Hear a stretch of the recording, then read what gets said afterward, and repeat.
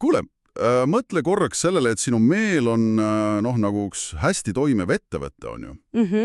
Sul on olemas tegevjuht, kes on ratsionaalne, tahab õppida ja luua selliseid häid ja terveid suhteid. Just selline ideaalne olukord. Ja, aga siis täiesti ootamatult võtab selle ettevõtte üle üks äärmiselt vainulik, selline hävituslik rühmitus. Ahah, ehk siis vaenulik ülevõtmine. Täpselt. Nad lukustavad selle potentsiaaliga tegevjuhi kuskile pimedase keldrisse ja hakkavad lihtsalt ise otsuseid vastu võtma. Ja tulemuseks on muidugi täielik kaos. Jah, ettevõtte ehk siis inimene ise hakkab saboteerima iga oma sammu ja ründab kõiki, kes vähegi proovivad appi tulla. See on tegelikult väga tabav võrdluspilt. Just sellise, ütleme, sisemise pantvangi draamaga me täna siin tegelemegi. Ja see pole lihtsalt mingi teooria, eks? Ei, absoluutselt mitte. Meie tänase uurimusretke aluseks on üks väga vastuoluline, aga omal ajal tohutult edukas ravimudel Soomest. Sa pead silmas seda Jorma Tähka koostatud dokumenti. Just. See on äärmiselt detailne dokument, mis lahkab piirialase isikses häireravi Tampere päevahaiglas number 2. Ja ma eeldan, et see ei ole mingi kuiv kliiniline manuaal. Kaugeltki mitte.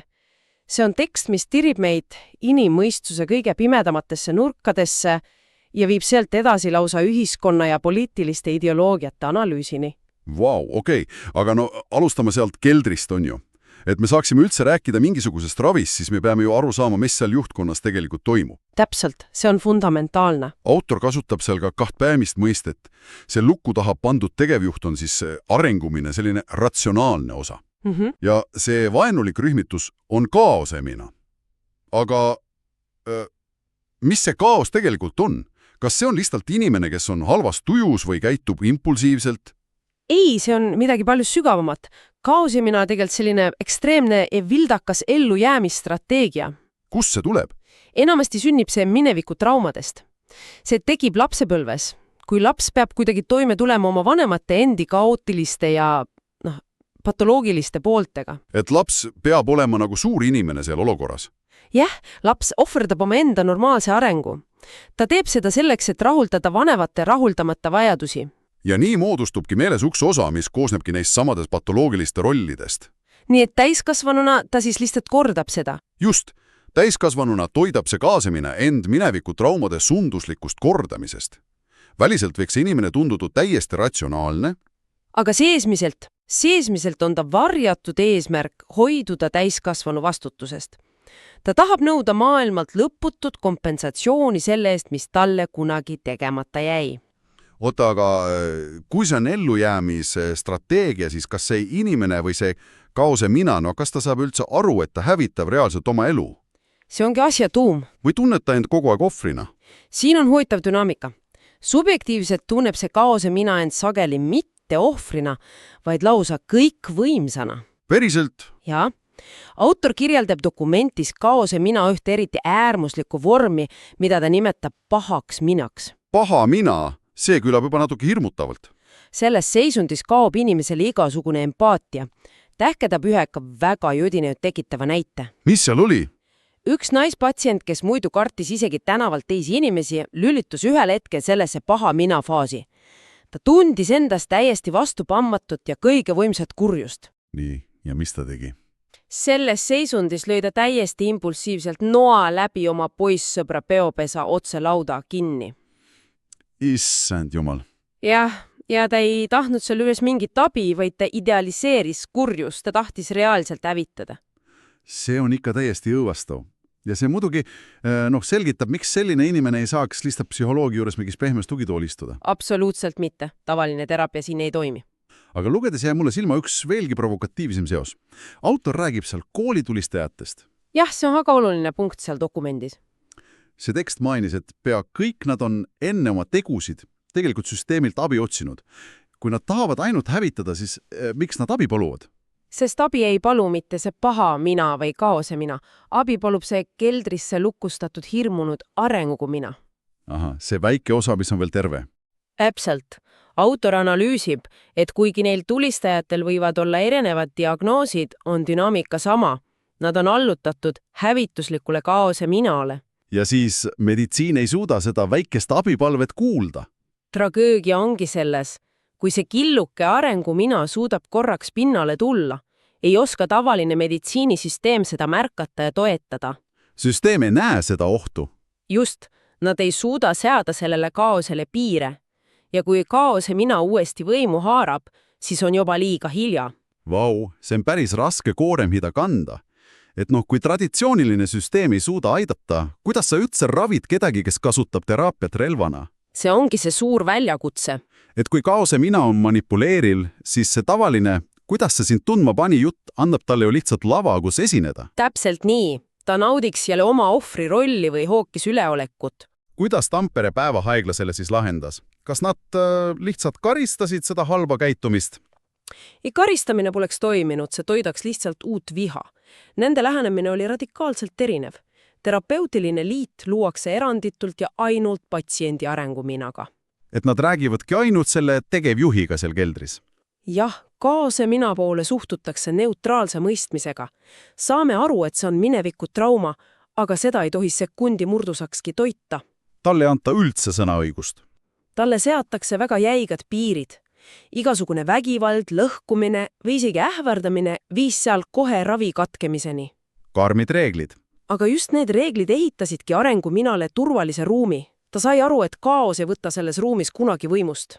See kõlab nagu mingi ekstreemne psühholoogiline labor. Nad tegid ju neid ruimateraapiaid 3 korda nädalas. Ja autor kasutas termini psühhodraama.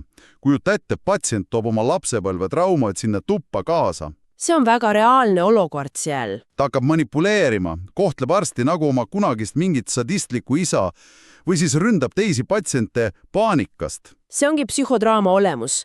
Need patsiendid mängivad ruumis istudes vanad mustrid uuesti läbi. Ja mida personal teeb? Lihtsalt vaatab. Sageli personal jälgiski seda otseselt sekkumata. Ainsaks punaseks jooneks oli reaalne vägivald. Ja hiljem individuaalsessioonidel peegeldati see käitumine tagasi. Eesmärgiga leida sõnad neile tunnetele. Just, leida sõnad neile defineerimatutele ja plahvatuslikule impulssidele. Aga oota, miks just sõnad? Kas see on lihtsalt selline auru väljalaskmine? Kuidas see seda kaasemina võimu päriselt vähendab? Vaata, see on puhtalt neuroloogiline mehhanism. Hetkel, kui sa sunnid inimese raevu panema verbaalsesse vormi, sõnadesse, peab aju kasutama oma analüüsivaid keskuseid. Ja need keskused ongi siis see ratsionaalne areng kuimune. Täpselt, niipea kui kaos saab nime, kaotab ta oma ürgse jõu. Sa nagu annaksid mikrofoni jõuga tegevjuhile tagasi. See on tegelikult geniaalne. Aga ma eeldan, et seda kaost seal ruumis kontrollida, siis pumpati nad ikkagi tugevalt ravimeid täis. Üllataval kombel hoopis vastupidi. Oda tõsiselt? Selles programmis oli ravimitel väga teisejärguline roll. Jah, nad kasutasid väga väikeseid annuseid, näiteks 1–4 milligrammi risperitooni, kui patsient hakkas reaalsustaju kaotama. Või tugeva paanika korral? Siis anti veidi venlafaksiini. Aga eesmärk polnud inimest uimastada. Ja siin on üks väga oluline nüanss. Mis see on? Ehk neid kõige tavalisemaid rahusteid. Miks? Need ju teevad rahulikuks. Sest need rahustid langetavad enesekontrolli piire ja sageli hoopis suurendavad suitsiidiriski. Ja mis kõige tähtsam, paljud patsiendid loobusid paranedes ravimitest täielikult oma algatusel. See on ikka kõva saavutus. Aga teooriaks, see jääb abstraktseks, kuni me ei näe seda päris inimese peal. Just, ja seetõttu autor toobki sisse Laura juhtumi. Ja Laura lugu on ikka nii katki, kui üldse üks elu olla saab.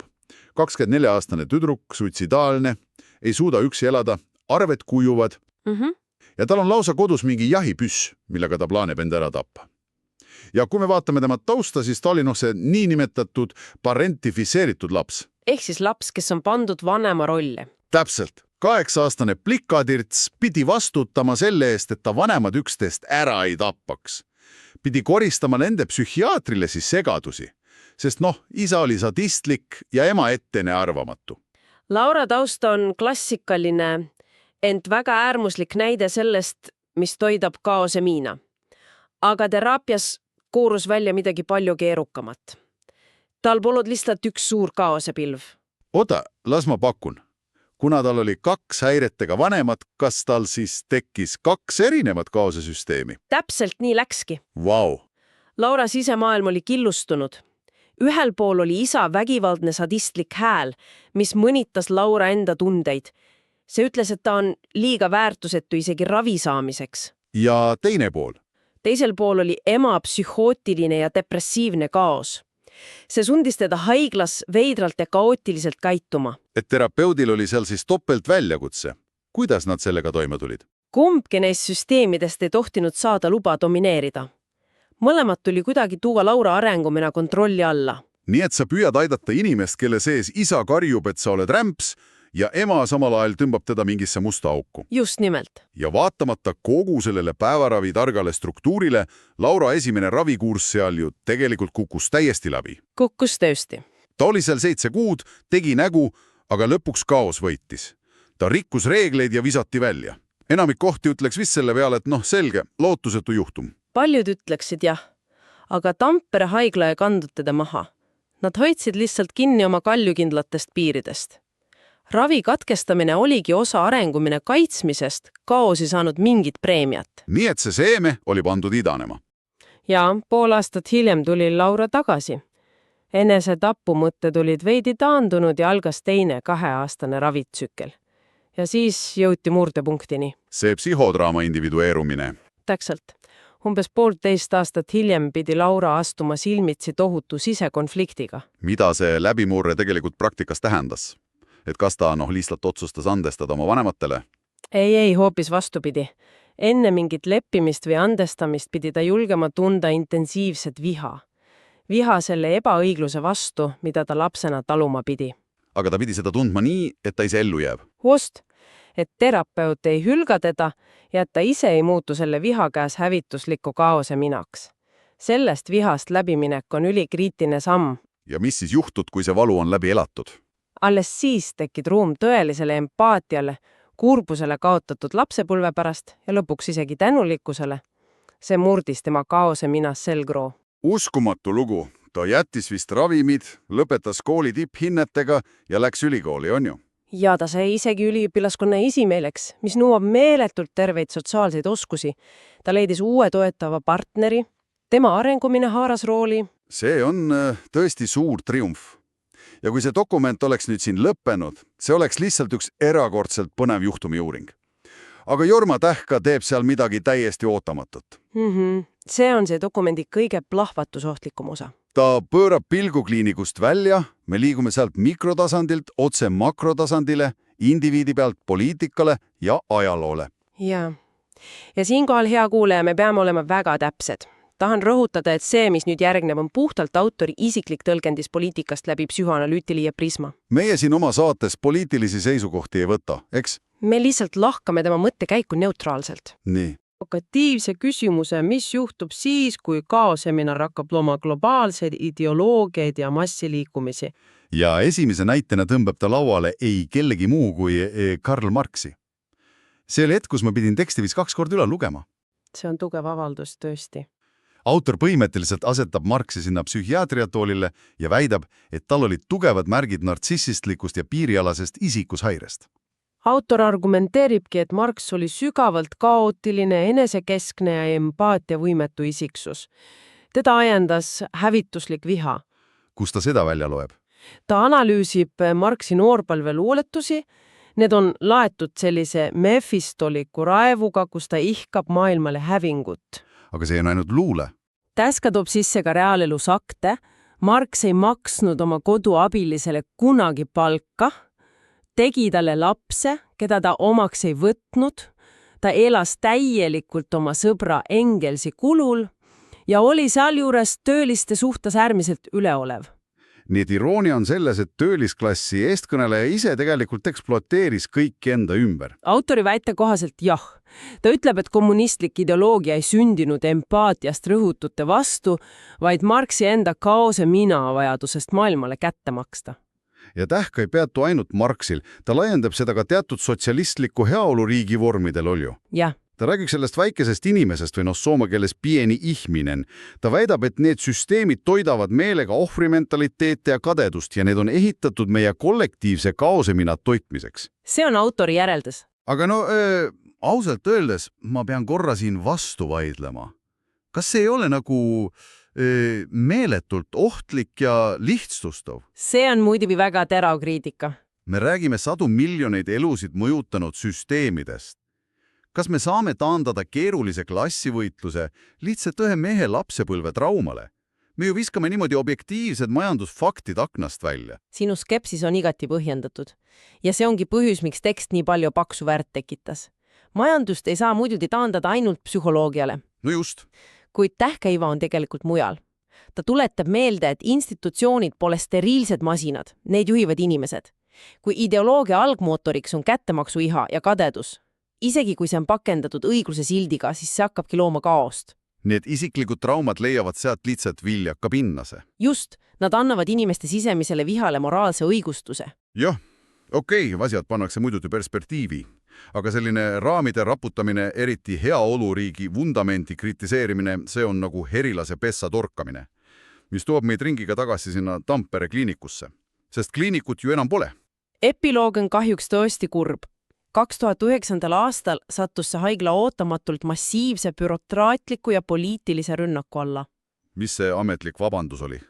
Väideti, et nende 2-aastane intensiivne ravimudel on kohalikule omavalitsusele liiga kallis üleval pidada.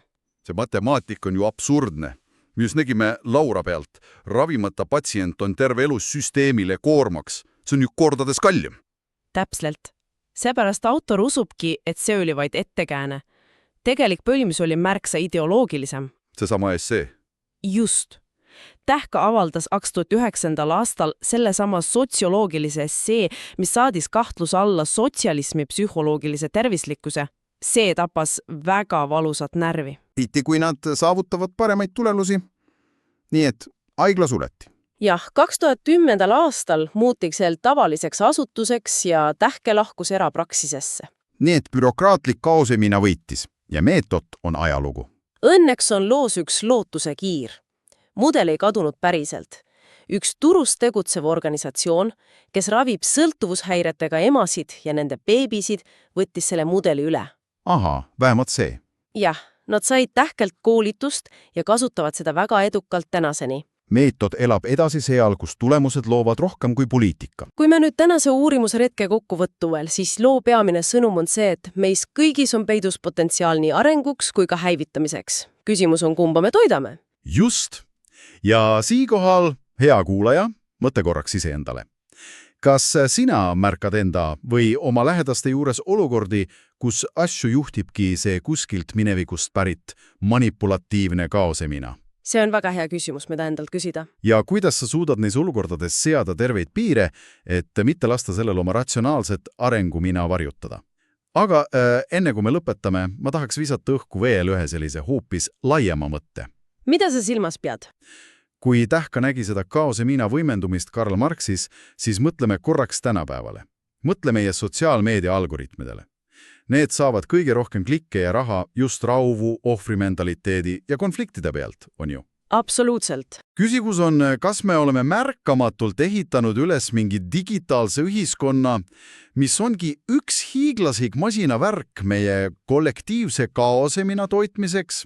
Kas meie ühiskondlik arengumina on kuskil keldris ja ootab abi? Mõtle selle peale. See on ikka hirmutavalt aktuaalne perspektiiv. Suurepärane mõte, millega tänane saade lõpetada. See ettevõtte sinu peas vajab tarka tegevjuhi. Ära lase keldrisse surutud kaostel rooli haarata. Aitäh, et liitusid meiega sellel kaasahaaraval uurimusretkel ja kuulmiseni! Kuulmiseni!